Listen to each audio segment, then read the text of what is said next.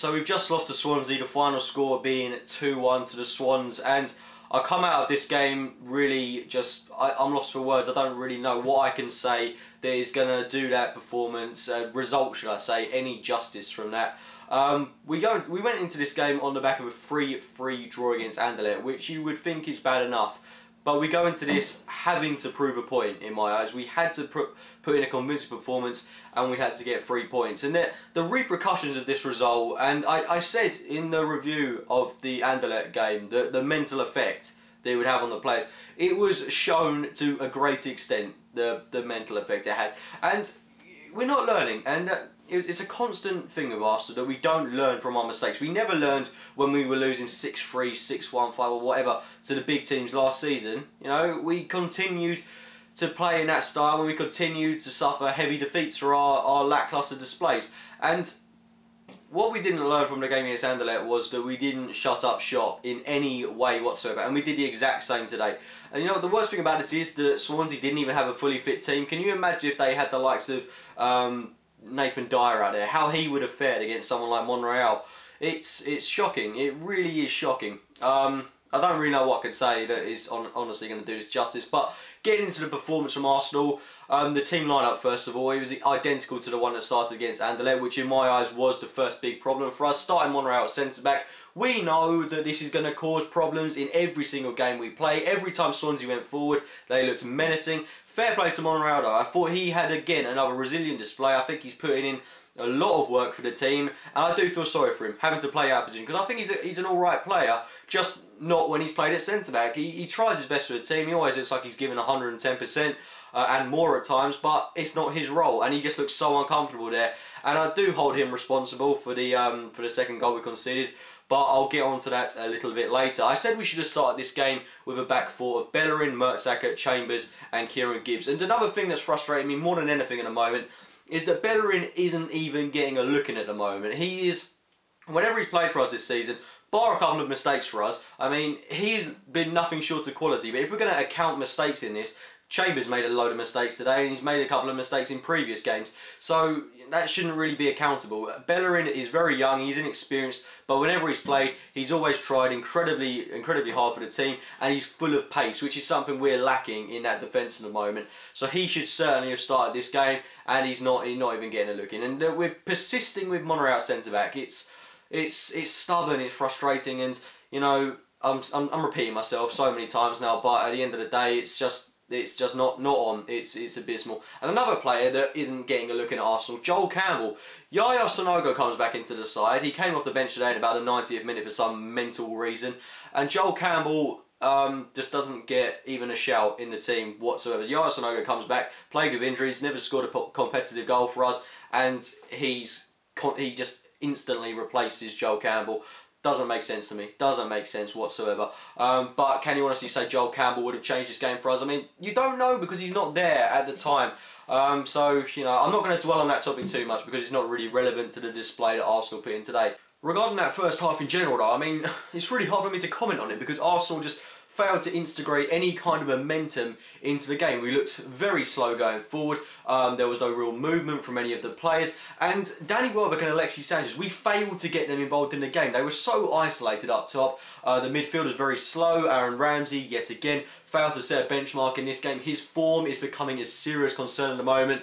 But then again, the way the rest of the team are playing is just abysmal. And that first half just reflected where so many things have gone wrong for us this term. Just the lack of movement, it was really slow, players failing to make runs, it was flat. And it's the kind of performance you would expect from the likes of, I don't know, when Burnley came to the Emirates. Just a lack of imagination, a lack of creativity. And that's the real worrying thing for me at the moment. And it is a real cause for concern. So considering how flat the first half had been from Arsenal, I really did expect us to go out in that second half and really take the game by the scruff of the neck and go out there and get a goal, which we did through a lovely bit of build-up play. Great little attack from us. Cazorla involved at the heart of it, which I was really pleased to see.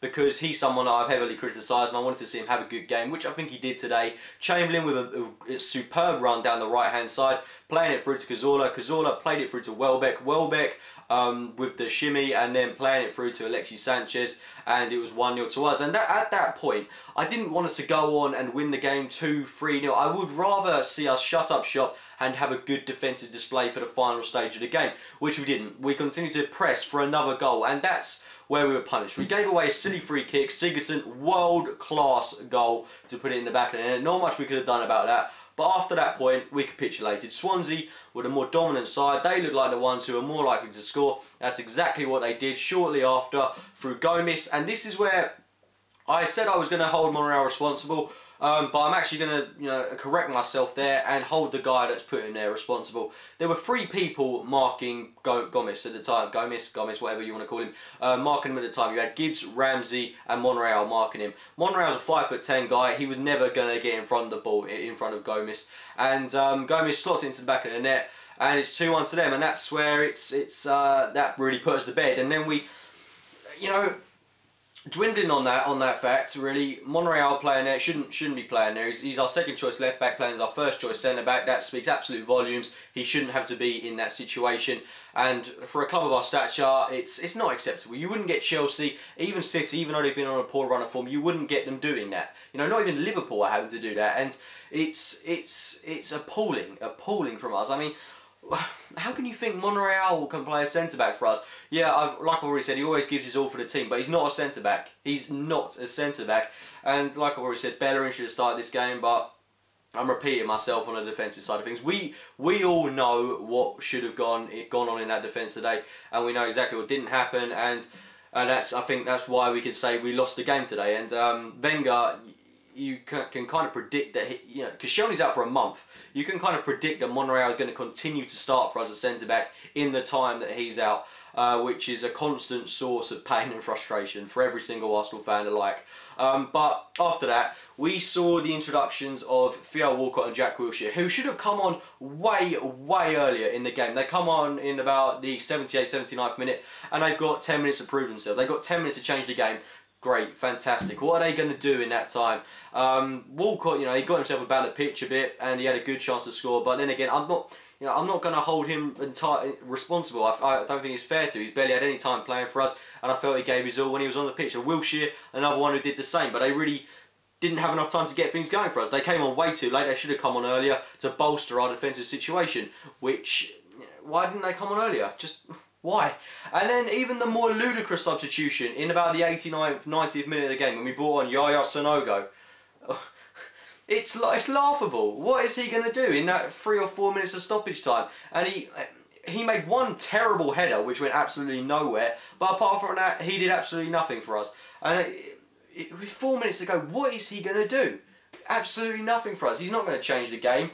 But this result is going to have awful repercussions for us. And I said in the Anderlecht game, the review that I did, that we had to be concerned about the mental effect that result would have for us. That's exactly that has become evident today, conceding those 2 goals. It's catastrophic. No other word to use for it. It's abysmal from Arsenal.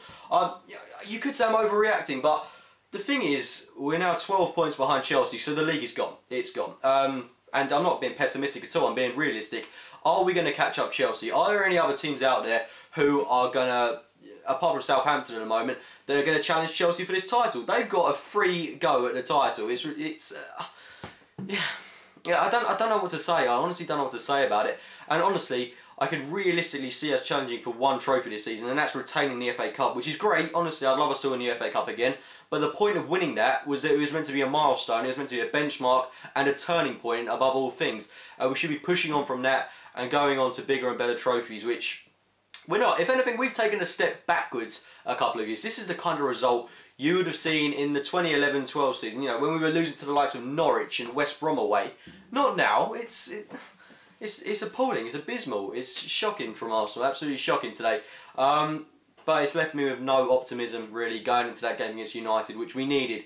We needed confidence going into that game. It's a huge game now, but I can't help but feel for the rest of this season in the Premier League, I'm not really looking forward to it all that much, because all we've got to look forward to now is getting top 4. You know, great. That's what we do season after season after season after season. There's no excitement in it. The only other thing that we've really got going for us is the Champions League, where we're going to finish second and we're going to come up against someone like Bayern Munich, Barcelona, Real Madrid. And it'd be great if we could progress in that, but realistically, it's going to be very hard for us to do so. And it's hard to be left with any optimism, because it's all been drained out of me today. I'm not. It really does feel like we've taken a step backwards 2 or 3 years. It really does. Shouldn't be doing it with the squad that we've got. And the squad we've got, what squad have we got? I mean, playing the likes of Matthew Flamini in this game, who shouldn't, in my opinion, shouldn't even be anywhere near that starting 11 at the moment. He just looks more and more reckless with every game he plays. Monreal centre back. I don't have to keep talking about it. You all know the extremities of playing him there. But what can I say? It's draining, really draining today. But you've got to hope that we can rectify what's happened in the past couple of games. We've got the international break now. We can take a look away from Arsenal for a couple of weeks to the relief of us in a sense. But we've got a huge game against United, and then a fairly big game with Dortmund after that. So you've got to hope that we can put things right, praying that Koscielny comes back soon, because that's who we miss above anyone at the moment. And you know, hopefully we can turn things around, but that in effect that is the title gone if we're being realistic. We're not going to make up a 12-point gap on Chelsea.